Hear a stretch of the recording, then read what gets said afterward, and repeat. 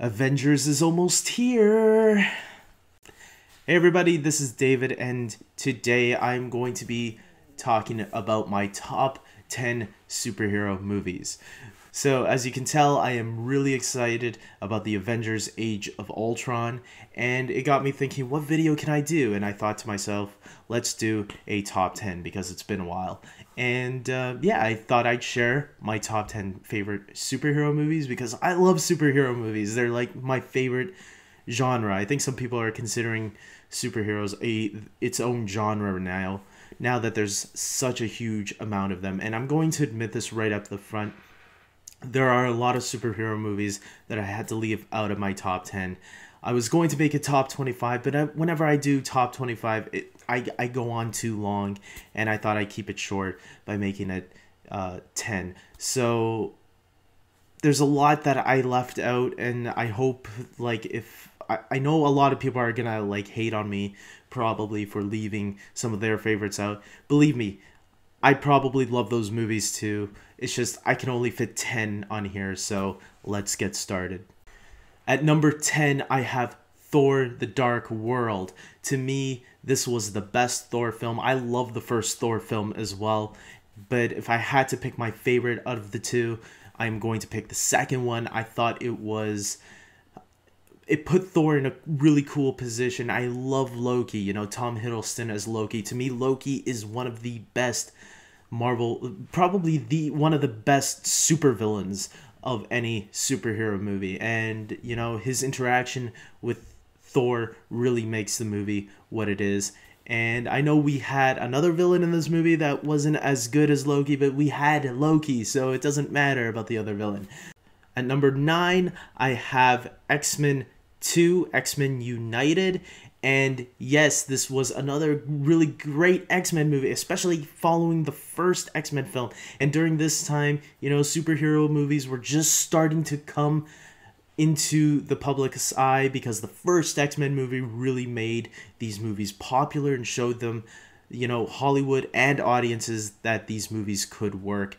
And yeah, definitely one of the best opening sequences is Nightcrawler in the White House, bursting in and beating up all those guards. Such a great opening. At number 8, I have Spider-Man 2, Sam Raimi's Spider-Man 2. This is the one with Dr. Octopus. I really enjoy this one a lot, even more than any of the other Spider-Man movies. And to me, this still holds as the best Spider-Man movie of all time, in my opinion. The villain was great, the story was great, everything about this movie was great, nicely executed. Even Kirsten Dunst, who I didn't care too much as Mary Jane, was actually good in this movie. I actually liked her character a lot more in this movie. At number 7, I have X-Men First Class. Once again, another X-Men movie is on my top 10, and this was the one that kind of rebooted the franchise, and one that I'll admit I liked better than the original trilogy because it really gave something fresh, and it also gave us an X-Men movie that didn't focus on Wolverine. He only had a cameo in this movie, which I'll admit was one of the big highlights in the film. At number 6, I have The Incredibles. The only animated film that I have in my top 10. Mask of the Phantasm wasn't too far behind. It definitely is in my top 20, but it didn't make my top 10. And this one did. Disney, Pixar. I love Pixar. So you can probably guess that The Incredibles is like one of my all-time favorite films. Not just a superhero film, but it's definitely one of the great Pixar films for sure. And yeah, I couldn't leave this one off the list. I don't care if it's not a Marvel, it's not a DC, it's a Pixar, and it deserves to be considered one of the best superhero films out there right now. At number 5, I have Captain America: The Winter Soldier. This is my favorite of the solo Marvel films, hands down. It used to be Thor: The Dark World, but then I came around to thinking, you know what, Winter Soldier is the best executed Marvel solo film to date.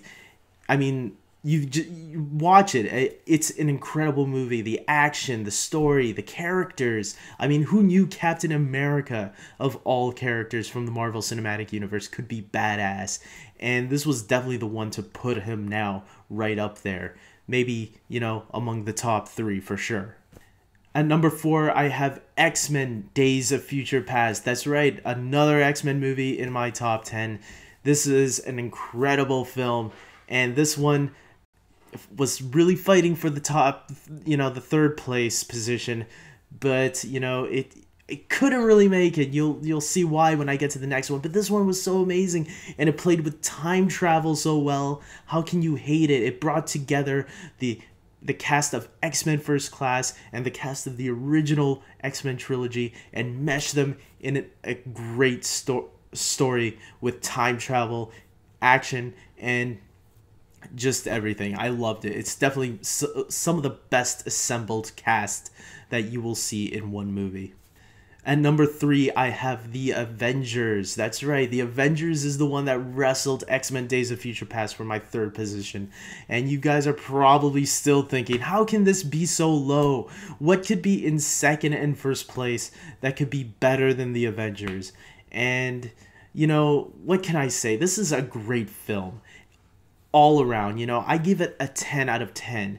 And it's just, I love it. There's so much fun in this movie. I mean, it did something that no one thought was possible. It meshed all these different characters from different films together and collided them and made it beautiful. It was the most amazing experience anybody can ever have at a movie. I don't know how Age of Ultron is going to turn out, and I'm trying not to put my expectations too high, but I can't wait to feel that magic again.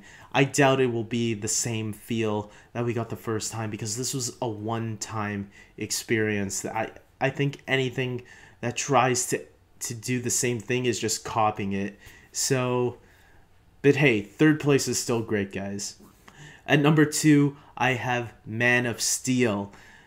I know a lot of people are going to hate me for this because I put Avengers lower than Man of Steel, but I love Man of Steel. I think it is one of the most underrated superhero movies today. I know there's people out there that do love this film like I do, but I know there's a lot of people that also have mixed feelings or didn't like it because they thought Superman was too dark or not hopeful enough and stuff like that. I think this was a great Superman film and a great retelling of the Superman story.